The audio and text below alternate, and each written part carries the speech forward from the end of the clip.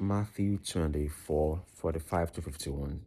Who then is the faithful and wise slave, whom the master has put in charge of his household to give the other slaves their food at the proper time? Blessed is that slave whom the master finds at work when he comes.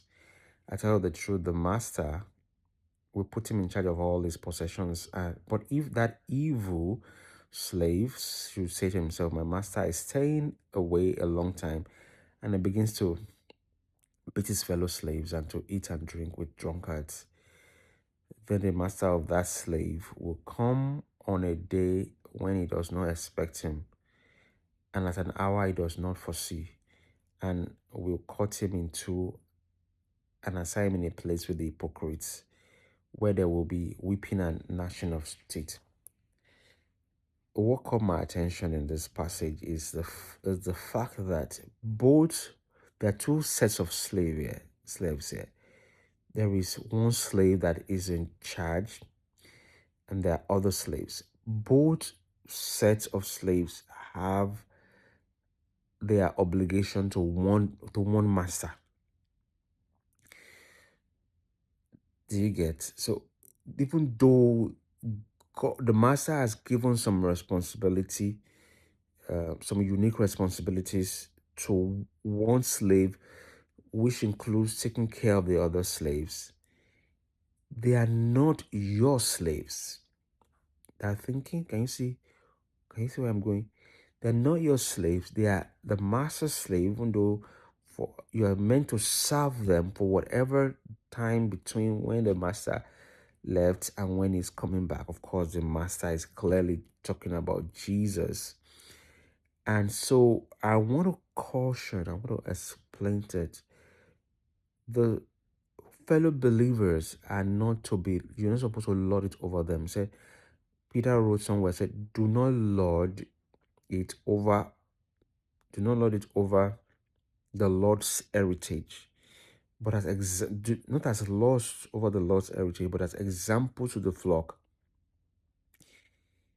Not the thinking here is not that the one who is the shepherd, the one who is the pastor, the one who is the founder, the one is now meant to abuse the other people, meant to abuse them, to disregard them, to disrespect them, to shame them.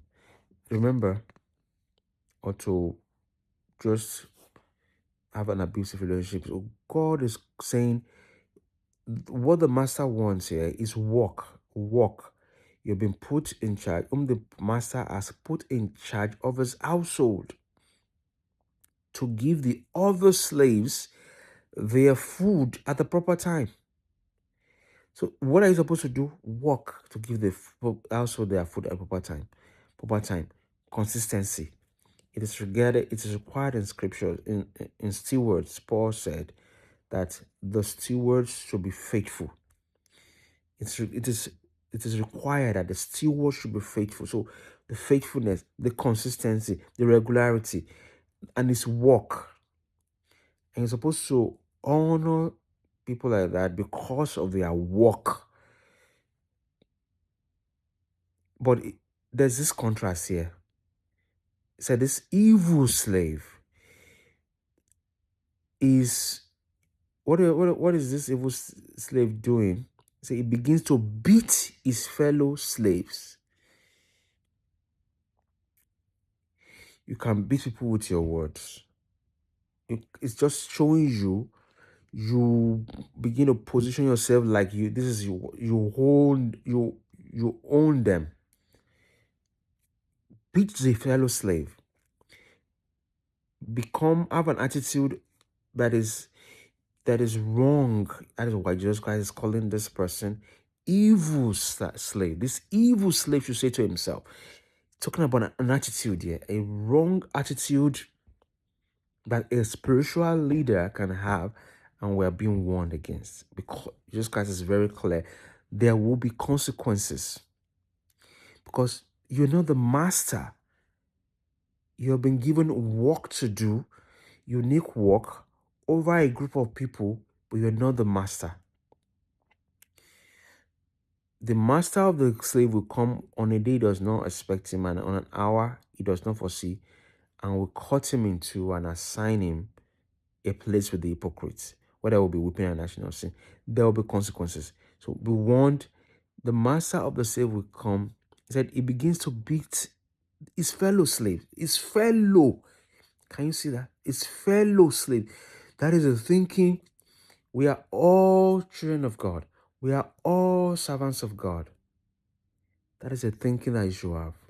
That's a very important thing, and to impress it on the disciples about that thinking, Jesus Christ wash the feet of the apostles and say, "You call me Lord and Master. Okay, I'm all that, but I wash your feet, so you should also wash the feet of one another."